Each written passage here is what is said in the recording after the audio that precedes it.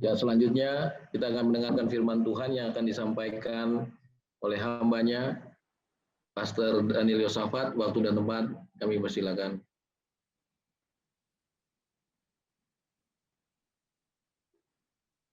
Ya, shalom Bapak. Suara saya kedengeran ya? Ya, ini karena di Zoom gitu. Nanti saya minta co-host ya, kalau nanti kata suara saya nggak kedengeran, tolong dikasih tahu ya. Ya, dan senang ketemu dengan bapak-bapak di tempat ini, dan terima kasih untuk pengurus Strongman yang udah kasih kesempatan saya melayani pada malam hari ini gitu.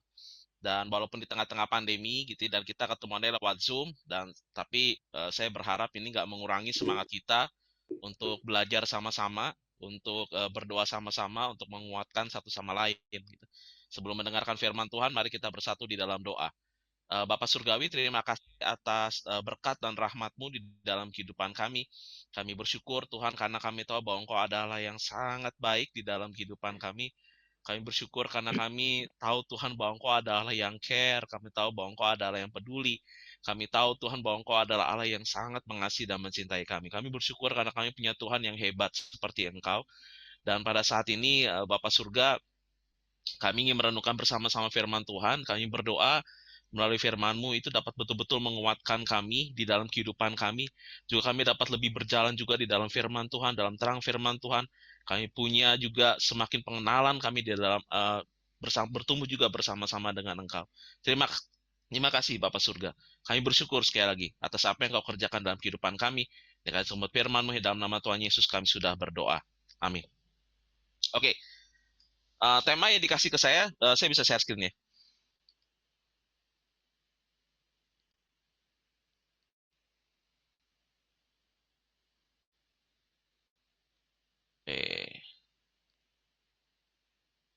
Oh, sorry.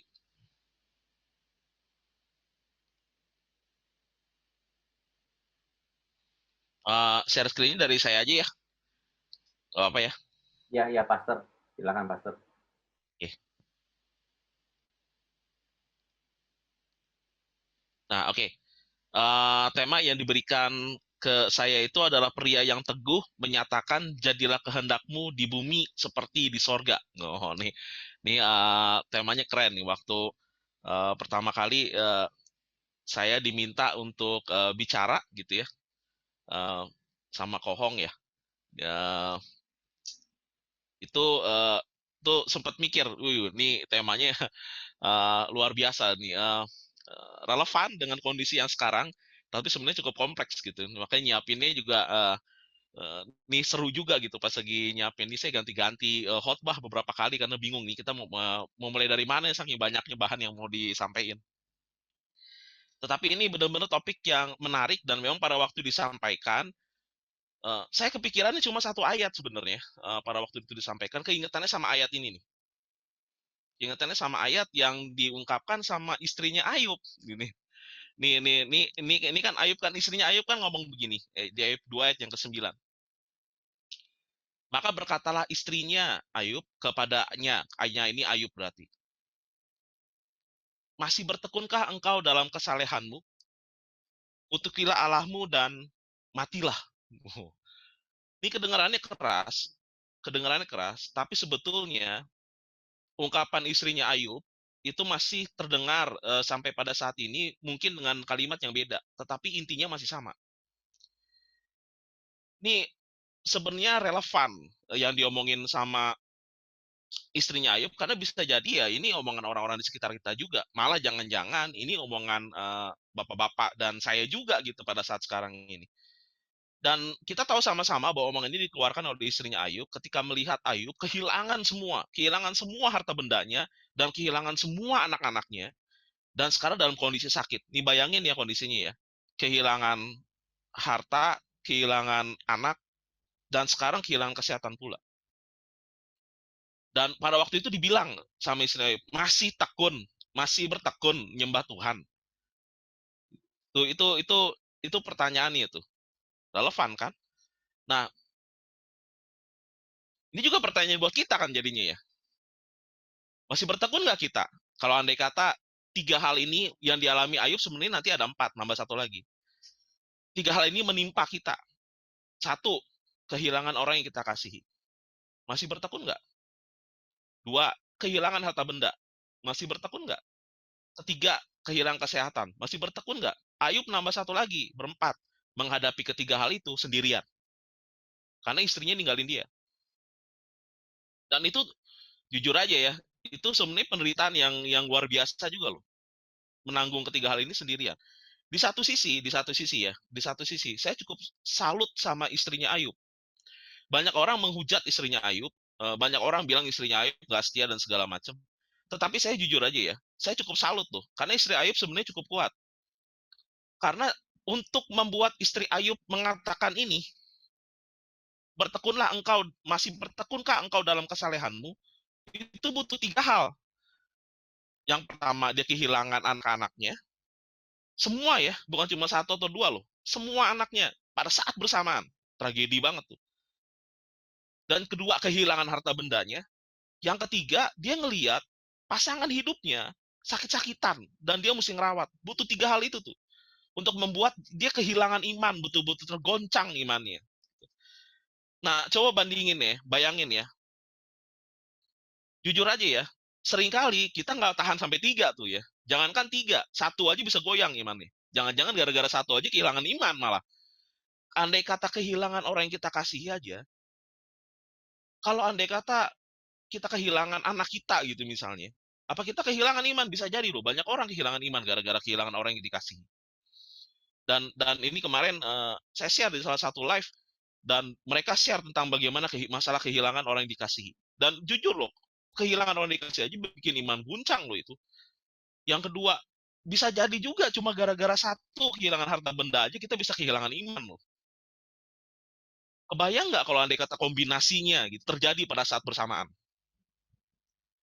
Udah kehilangan orang yang kita kasihi, kehilangan harta benda, dan sekarang lihat tuh ya. Makanya saya bilang istrinya Ayub 2 masalah yang datang secara bersamaan, kehilangan orang yang dikasihi, anak-anaknya, dan kehilangan harta benda itu tidak membuat dia goyang. Yang dia buat dia goyang itu pada waktu dia ngelihat Ayub sakit-sakitan juga. Pada saat itu dia nggak tahan dan dia pecah dan dia bilang, mohon maaf, saya nggak bisa nyembah Tuhan yang modelnya kayak begitu. Tetapi jangan-jangan kita lebih buruk dari istrinya Ayub. Kehilangan 1 aja kita udah bilang, mohon maaf, saya udah nggak bisa tuh menyembah Tuhan yang modelnya kayak gitu. Tapi istri Ayub jangan-jangan lebih kuat dari kebanyakan dari kita gitu. Tetapi pertanyaannya kan tetap sama, ya kan ya? Apakah kita tetap mentekun kalau andai kata kita kehilangan 3 hal ini, bahkan 4 malah, menanggung semuanya sendirian? Saudara lihat bahwa berarti yang dialami oleh istrinya Ayub dan yang dialami oleh Ayub sebetulnya adalah masih relevan dengan apa yang kita alami pada saat sekarang ini. Dan ini masih menjadi bisa dibilang ungkapan istrinya Ayub yang masih terdengar juga sih sampai sekarang. Dan masih diucapkan juga sampai pada hari ini. Nah, kenapa kok bisa begitu? Ya karena memang ada pemahaman sih yang berkembang bahwa orang yang berlaku saleh pasti diberkati. Dan orang yang berbuat kejahatan pasti akan ditimpa malapetaka. Ini jadi seperti apa ya? Seperti ya memang bakunya kayak begini gitu. Jadi kalau andai kata orang saleh kelihatannya ditimpa sesuatu yang buruk, nggak mungkin gitu. Berarti Tuhan yang salah. Ini aja yang benar malah gitu jadinya. Jadi Tuhan yang salah jadinya. Karena orang saleh nggak mungkin gitu. Harusnya orang saleh itu tanda kutip diberkati. Nggak mungkin tertimpa malapetaka. Kalau tertimpa malapetaka bukan rumusannya yang salah, Tuhan yang salah gitu. Padahal sebenarnya nggak sesimpel ini gitu. Kenyataannya kan nggak sesederhana ini. Ini yang mau kita bahas pada malam hari ini. Kenapa sih sebetulnya Tuhan mengizinkan penderitaan itu terjadi? Dan dalam kasusnya Ayub, ini kita akan membahas 4 pelajaran pada malam hari ini. 2 pelajaran akan diambil dari kisahnya Ayub. Gitu. Dan 2 lagi tambahan di luar dari kisah Ayub. Karena kisah Ayub itu menarik kita bahas. Nah ini yang jadi penekanan saya adalah Ayub menderita bukan karena kesalahan dia. Jadi penulis kitab Ayub itu memakai pasal 1 itu menerangkan bahwa Ayub itu sebenarnya orang yang saleh dan nggak salah apa-apa. Ini hebat nih. Jadi penulisnya menggambarkan kehidupan Ayub dulu. Saleh benar-benar luar biasa. Dan Justru Ayub mengalami penderitaan karena ada semacam diskusi di surga antara Tuhan dengan iblis, dengan setan. Dan ini problemnya kan Ayub nggak dikasih tahu gitu, ada diskusi semacam ini gitu ketika dia mengalami apa yang dia alami. Tidak. Dan ini menarik, bisa dibilang gini, bisa dibilang memang apa yang ditimpa Ayub itu di luar dari kontrolnya dia. Kenapa ini penting saya tekankan di depan? Karena sebetulnya penderitaan itu juga bisa disebabkan karena konsekuensi dari kesalahan kita sendiri, karena dosa, karena hawa nafsu kita. Itu bukan penekanan kita pada malam hari ini. Itu nanti deh ya. Kita bisa bahas mungkin nanti di kapan-kapan gitu. Masalah penderitaannya memang disebabkan karena kesalahan kita sendiri. Dan jujur aja ya saudara ya. Saya sebenarnya kasihan juga sih sama Tuhan. Di satu sisi, kalau Tuhan dikasihani, eh, jadi kasihan. Kenapa? Karena Tuhan juga seringkali jadi kambing hitam, bukan cuma setan doang yang jadi kambing hitam, tapi Tuhan juga jadi kambing hitam sebenarnya atas segala sesuatu yang menimpa kita yang sebenarnya akibat kesalahan kita, terus kita limpahin ke Tuhan. Ambil contoh yang simpel deh, ambil contoh yang simpel. Misalnya nih ya, misalnya bapak-bapak, nih bapak-bapak misalnya nih selingkuh gitu, selingkuh, udah selingkuh, ketahuan, ketahuan. Kayaknya kalau selingkuh bisa nggak ketahuan gitu ya. Selingkuh ketahuan, ribut rumah tangga, pecah rumah tangga, selingkuhan hamil. Ya, gitu ya. Ini jadi susah nih semua, mana ekonomi lagi susah, sekarang mesti nanggung dua dalam masalah begini lagi, kondisi ekonominya dan segala macam tertekan, lalu tiba-tiba ngomel nyalain Tuhan. Tuhan, kenapa engkau membiarkan saya selingkuh? Gitu misalnya. Udah jelas-jelas kok selingkuh itu nggak boleh gitu ya. Udah dibilang sama firman Tuhan selingkuh itu nggak boleh, perzina itu nggak boleh gitu. Tetapi karena kita melabrak itu dan ada konsekuensi yang muncul akibat dosa kita, lalu kita mau nyalahin Tuhan. Lalu kita ngomong kayak begini, kenapa Tuhan kalau andai kata ini kayak larang saya kayak bikin mata saya picek kayak gitu supaya nggak ngeliat tuh cewek atau gimana kayak caranya loh. Nanti kalau andai kata dibikin picek marah lagi sama Tuhan gitu ya. Tuhan kenapa kau bikin mata saya picek gitu ya. Jadi memang jadi Tuhan itu memang serba salah memang. Jadi nah tapi ada penderitaan yang memang diakibatkan karena konsekuensi dari kita sendiri dan Tuhan bisa jadi nggak cabut konsekuensinya, tapi itu menjadi satu salib yang harus kita pikul sampai bisa jadi sampai akhir hayat gitu. Akibat dari kesalahan kita sendiri gitu ya. Ini bukan kalau kata bertobat bukan berarti Tuhan nggak tolong, Tuhan bisa tolong, Tuhan berikan kekuatan, tapi bisa jadi bahwa itu akibat dari dosa kita itu jadi salib yang harus kita pikul. Nah, tapi pokok permasalahan kita ini bukan ke arah ini gitu pada malam hari, tapi lebih ke arah ada penderitaan yang memang Tuhan izinkan terjadi dalam kehidupan kita. Bukan akibat dari konsekuensi dari kesalahan kita sendiri atau dari hawa nafsu kita sendiri, dari dosa yang kita lakukan, bukan itu ya. Tapi ini dari apa yang diizinkan oleh Tuhan terjadi dalam kehidupan kita. Sesuatu yang di luar kontrolnya kita gitu lah. Sesuatu yang di luar kontrolnya kita. Mari kita mulai dari pelajaran yang pertama. Tuhan memberi, Tuhan juga mengambil. Ada perkataan yang menarik yang disampaikan Ayub gitu ya, ketika dia mendapati bahwa seluruh anak-anaknya dan seluruh harta bendanya habis dalam waktu 1 hari. Dia ngomong kayak begini, di ayat yang ke-21. Ayat yang ke-20-22, maka beri Ayub mengoyak jubahnya, mencukur kepalanya, sujud tanya dan menyembah. Katanya, dengan telanjang aku keluar dari kandungan ibuku, dengan telanjang juga aku akan kembali ke dalamnya. Tuhan yang memberi, Tuhan yang ngambil. Terpujilah nama Tuhan. Dalam kesemuanya itu, Ayub tidak berbuat dosa dan tidak menuduh Allah berbuat yang kurang patut. Nah, ini kan jadi pertanyaan yang menarik. Ini orang hebat. Kita rela nggak kalau andai kata Tuhan mengambil apa yang Tuhan kasih? Karena kebanyakan orang nggak rela. Kita kebanyakan minta. Kita kebanyakan minta berkat, Tuhan berkati saya, berkati ini, berkati ini, berkati ini. Tuhan minta tolong saya jabatan saya naik terus segala macam gitu ya. Tuhan minta tolong bisnis saya diberkati. Kita kebanyakan minta dan Tuhan kasih. Dan pertanyaan gini, dari apa yang Tuhan kasih, rela nggak kalau andai kata Tuhan ambil? Ya, ya itulah ya kita seringkali nggak fairnya begitu modelnya. Kita kebanyakan minta dan kita kebanyakan nerima, tapi kalau andai kata Tuhan minta apa yang sudah Dia kasih kepada kita seringkali nggak rela. Nah, padahal di dalam Alkitab ada kalanya memang Tuhan minta apa yang sudah dia kasih sama kita. Ada dua contoh nih. Yang pertama kasus Abraham misalnya. Saudara tahu deh ya kisahnya. Kejadian 22 ayat 1 sampai ayat yang kedua. Ngomongnya gini, Tuhan ngomong kepada Abraham. Setelah semuanya itu Allah mencoba Abraham. Firman kepadanya, Abraham, lalu sautnya, ya Tuhan, ambil anakmu yang tunggal itu, yang kau kasih, Ishak, pergilah ke tanah Moria dan persembahkan di sana sebagai korban bakaran. Pada salah satu gunung yang akan kukatakan kepadamu. Dia tuh ya, Tuhan minta. Apa yang sudah dia kasih, apa yang sudah dijanjikan malah. Dan Tuhan minta. Yang kasus yang kedua, kasus anak muda yang kaya. Kasus anak muda yang kaya juga Tuhan minta. Di Matius 19 ayat 21 sampai 22, jikalau engkau hendak sempurna, pergi, jual segala milikmu dan berikanlah itu kepada orang-orang miskin, maka engkau akan beroleh harta di sorga. Kemudian datanglah kemari dan ikutlah aku. Ya tuh ya.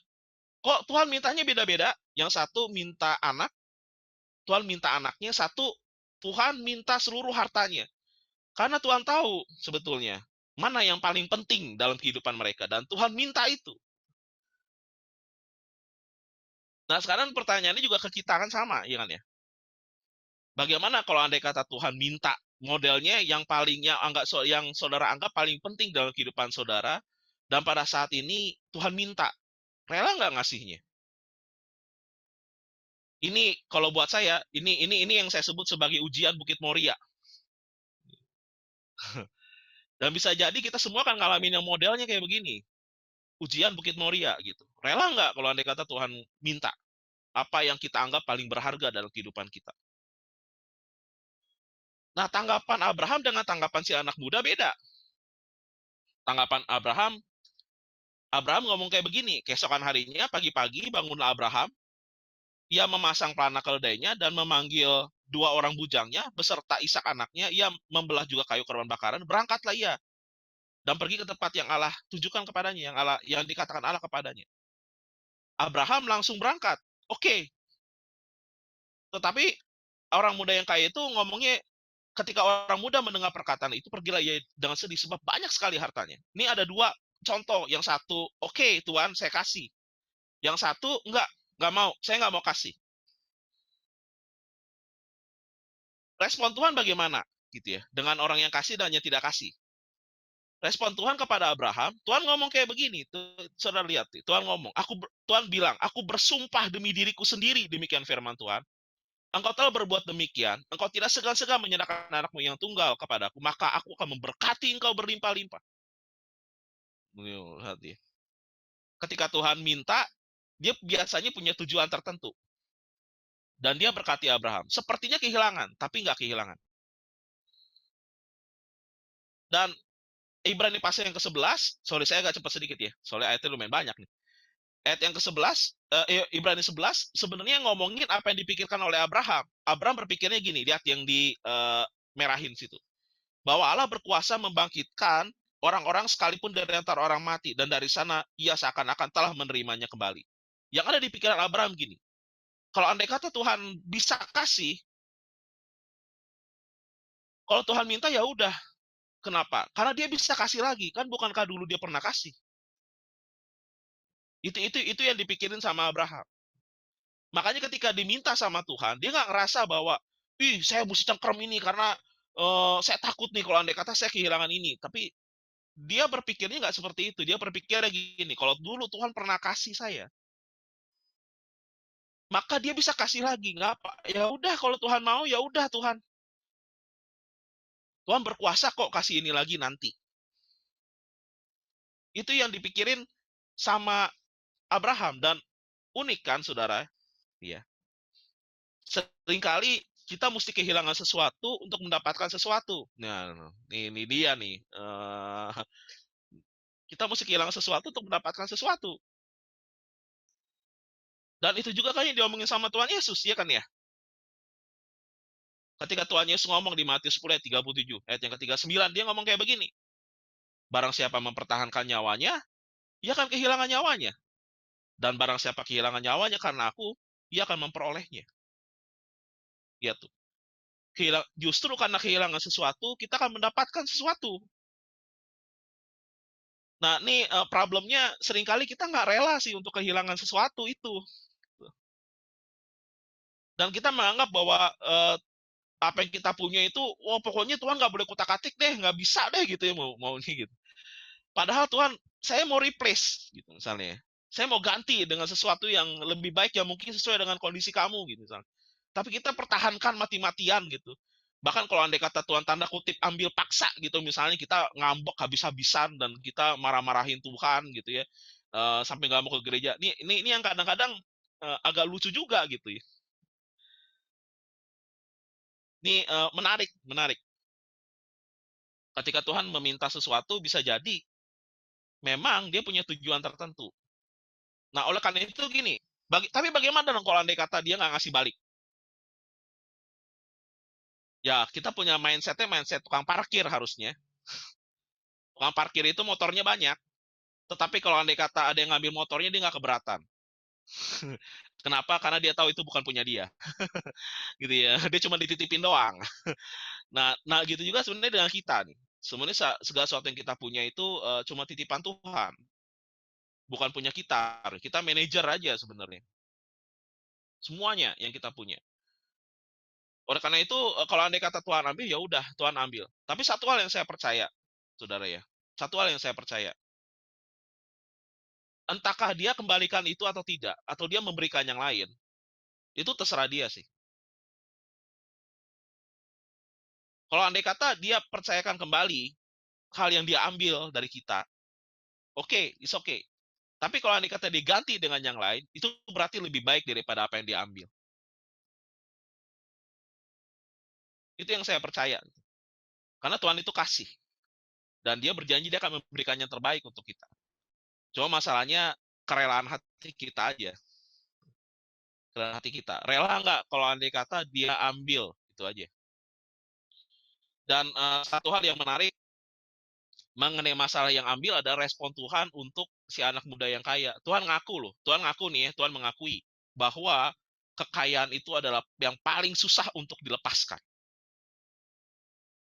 Tuhan bilang, sesungguhnya sukar sekali bagi orang kaya untuk masuk ke dalam kerajaan sorga.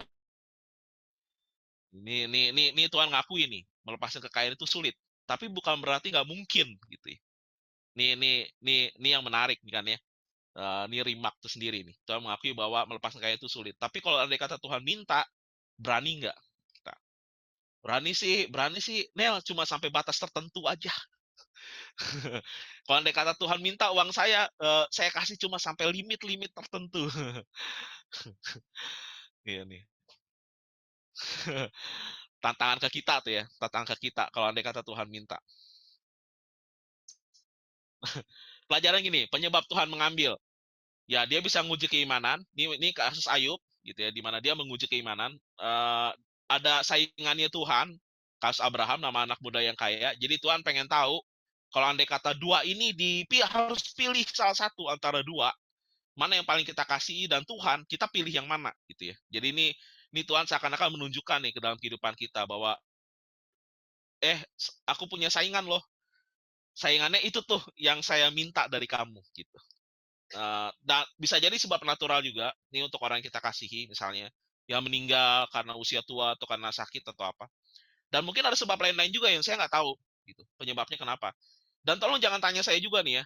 Ini pertanyaan paling susah kalau andai kata saya ditanya, mengapa saya menderita ini, mengapa saya menderita itu. Kalau andai kata saya tahu mengapa di seluruh dunia ini, saya buka klinik. Benar. Jadi saya juga kadang-kadang saya juga nggak tahu kenapa kalau dia kata di spesifikin detail gitu. Ya, tapi satu hal yang percaya adalah saya percaya akan sifatnya Tuhan. Saya percaya bahwa Tuhan mengasihi dan Dia memberikan yang terbaik. Gitu. Itu yang saya percaya. Lanjut ya. Yang kedua, masih 3 lagi. Yang kedua, menerima yang buruk dari Tuhan. Ini ada sebabnya kenapa buruk saya kasih tanda kutip. Nanti saya jelasin. Menerima yang buruk dari Tuhan. Lagi-lagi dari jawabannya Ayub kepada istrinya. Kalau yang tadi Ayub bilang, tadi Ayub bilang itu, saya jadi lupa ya. Ayub bilang apa ya? Tuhan memberi, Tuhan mengambil. Ya, berani nggak Tuhan ngambil? Nah, ini mau nggak nerima yang buruk dari Tuhan? Nih pertanyaan dari Ayub kepada si istrinya. Kan istrinya ngomong gini, masih bertekunkah engkau dalam kesalehanmu? Kutukilah Allahmu dan matilah. Ini juga menarik nih.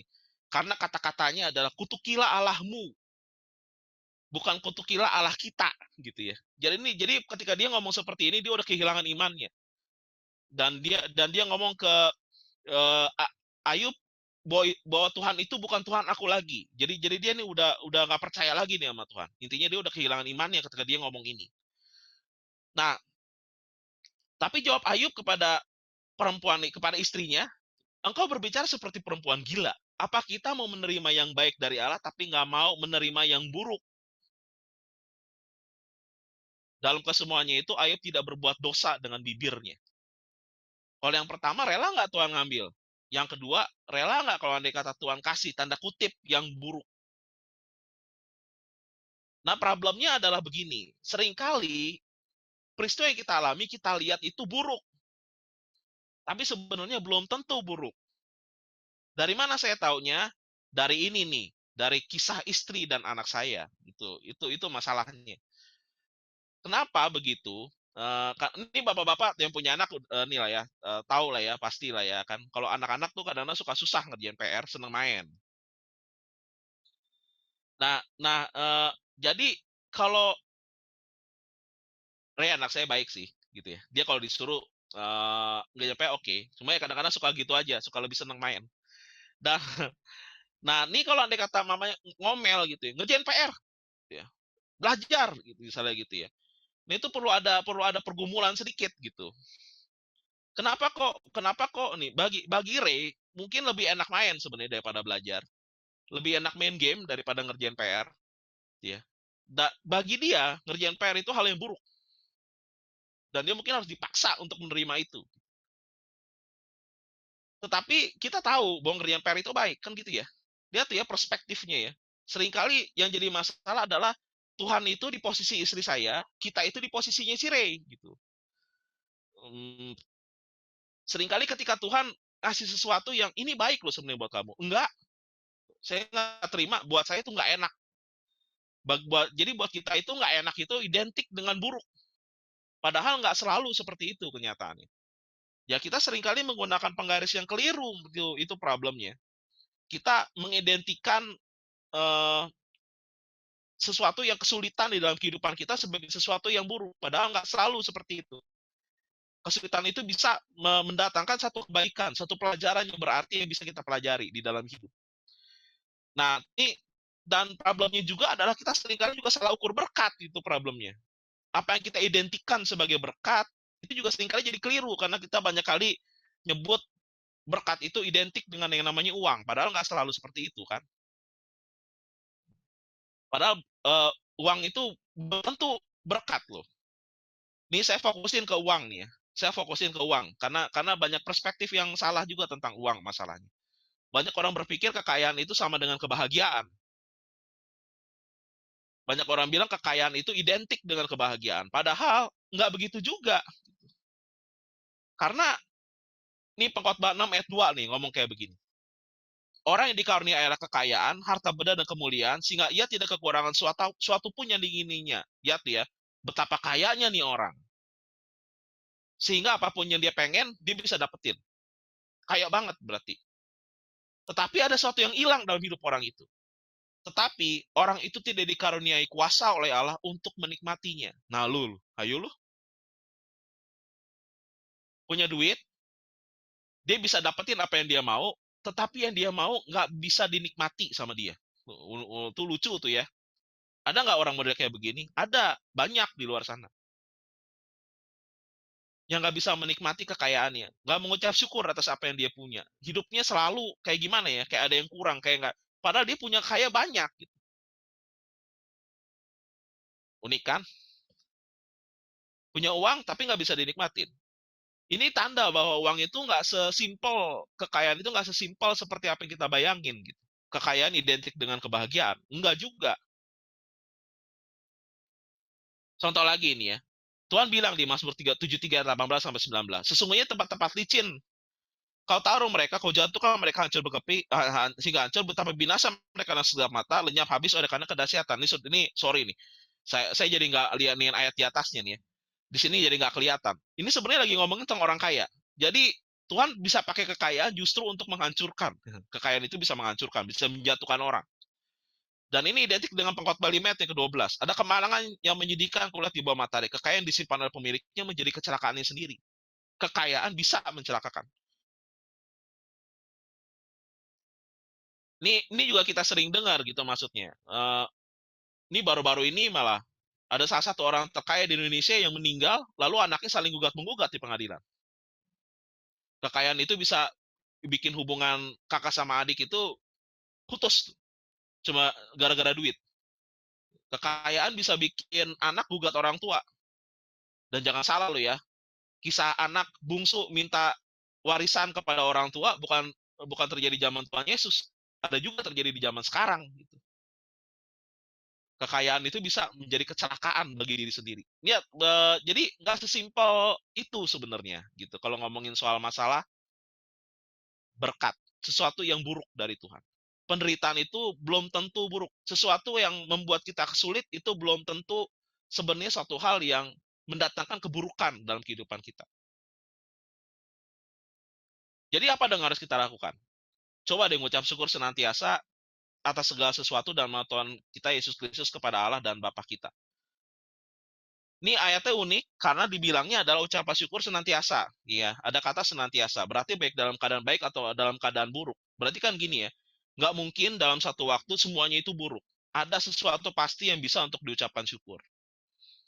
Jadi dalam satu keadaan Tuhan berjanji, bagi buat saya ini janji Tuhan. Tuhan berjanji bahwa tidak mungkin dalam satu waktu seluruhnya buruk. Dia pasti akan memberikan suatu hal yang baik di mana kita bisa mengucap syukur atas hal itu. Jadi nggak mungkin seluruhnya buruk. Jadi di dalam segala hal yang buruk, coba menurut saudara buruk, itu nggak mungkin semuanya buruk. Belajar deh mengucap syukur atas apa yang kita punya. Belajar mengucap syukur atas apa yang Tuhan kasih dalam kehidupan kita. Cuma problemnya kita seringkali melihat semuanya itu sepertinya buruk. Padahal nggak begitu kenyataannya.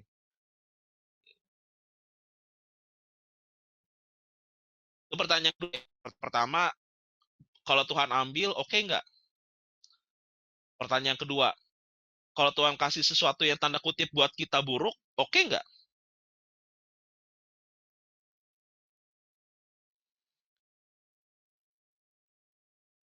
Akhirnya gini, ini kisah kitab Ayub sebenarnya nggak menjawab pertanyaan mengapa orang benar menderita.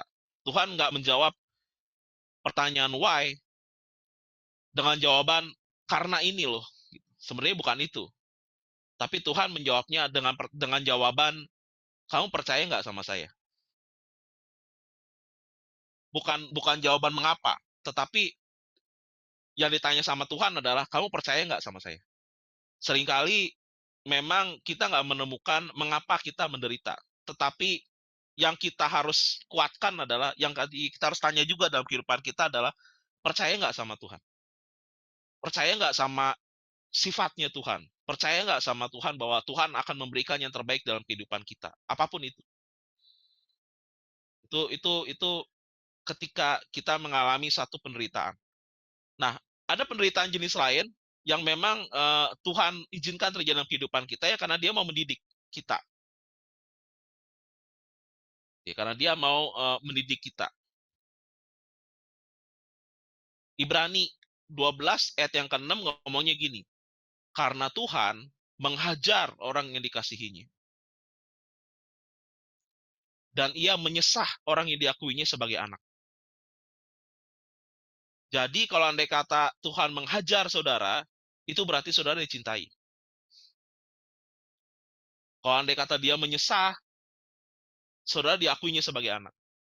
Karena ada kalanya memang Tuhan mendidik kita, mendisiplin kita.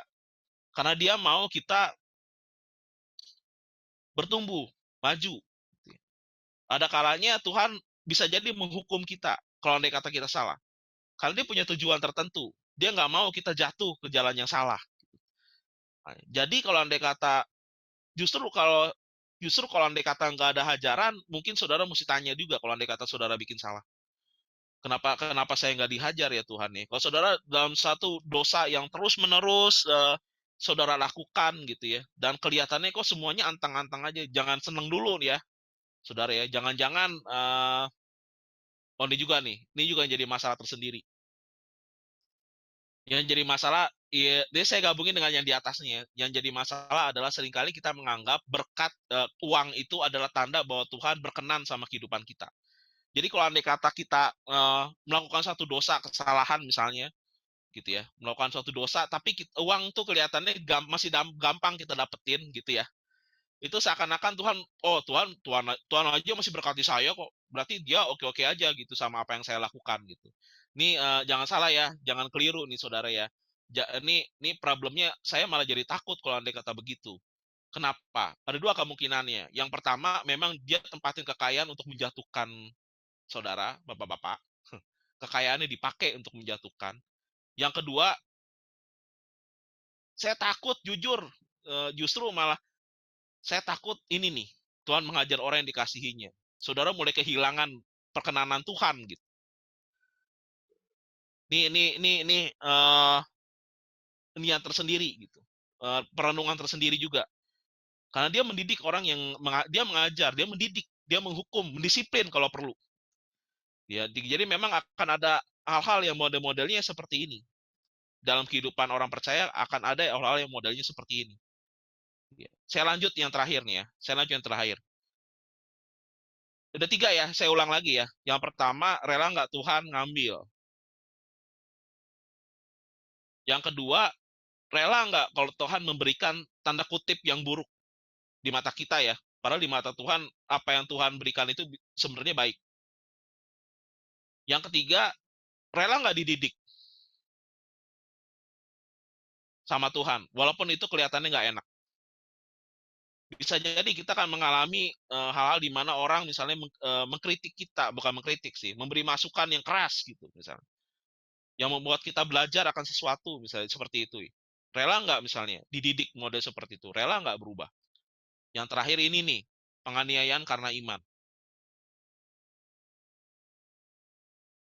Ibrani 11 ayat 35 sampai 38, saya loncatin dulu ya. Saya ngomonginnya 1 Timotius 3 ayat 12. Di sini dikatakan memang setiap orang yang mau hidup beribadah dalam Kristus Yesus akan menderita aniaya. Ya, perhatiin deh kata-kata di situ. Kata-kata di situ dibilangnya setiap orang yang mau hidup beribadah dalam Kristus Yesus. Kalau dibilangnya setiap orang, berarti semuanya tanpa terkecuali. Kalau andai kata saudara, bapak-bapak, mau hidup beribadah dalam Kristus Yesus, pasti, ini semuanya nih ya, nggak ada luputnya, nggak ada terkecualinya, siapapun pasti kena. Yang mau hidup beribadah kepada Kristus Yesus ya, siapapun, nggak ada pengecualiannya, akan menderita aniaya. Berarti ada penganiayaannya. Semua kita tanpa terkecuali, bukan cuma pendeta, tetapi semua. Kalau andai kata saudara mau hidup beribadah, pasti ada penganiayaannya. Lain halnya, kalau andai kata saudara nggak mau hidup beribadah dalam Kristus Yesus, ya itu nggak ada penganiayaannya. Tapi kalau andai kata mau berhidup beribadah dalam Kristus Yesus, pasti menderita aniaya. Cuma jenis aniayanya aja yang beda. Ada yang penganiayaannya verbal, ada yang penganiayaannya fisik, ada yang penganiayaannya bentuknya sindiran-sindiran aja. Ada yang penganiayaannya justru dari saudara-saudara seiman sendiri yang bilang, soalim lu gitu. Ah, nggak usah inilah, nggak usah lurus-lurus amat lah. Misalnya, bisa juga dijauhin teman-teman karena kita misalnya terlalu alim. Itu kan sebenarnya justru bentuk penganiayaan juga, cuma bentuknya aja yang beda. Ya. Bisa juga kita dipandang negatif, bisa juga karena nggak lurus, nggak naik-naik jabatan misalnya. Itu kan satu bentuk penganiayaan juga gitu ya.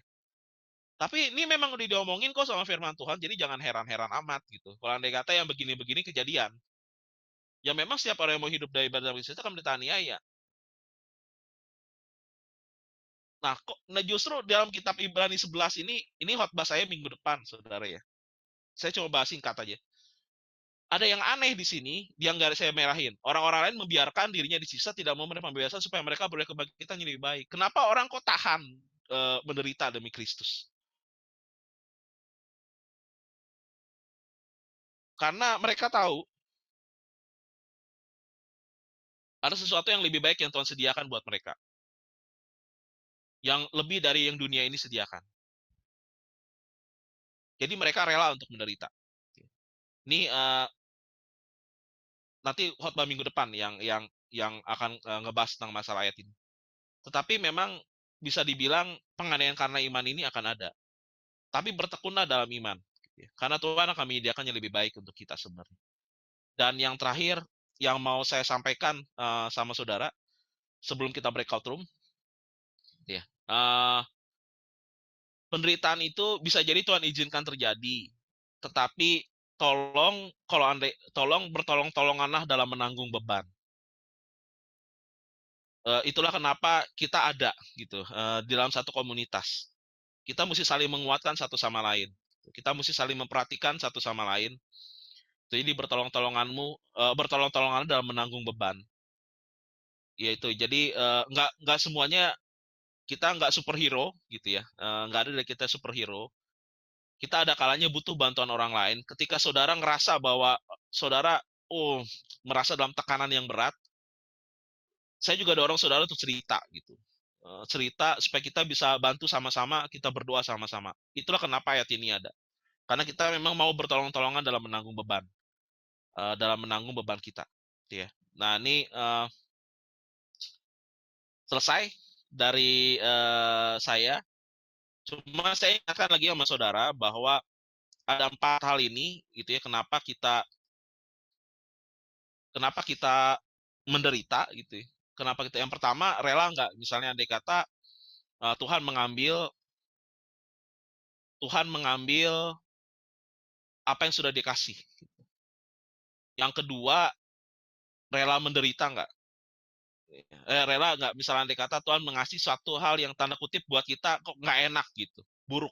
Padahal di mata Tuhan belum tentu buruk nih.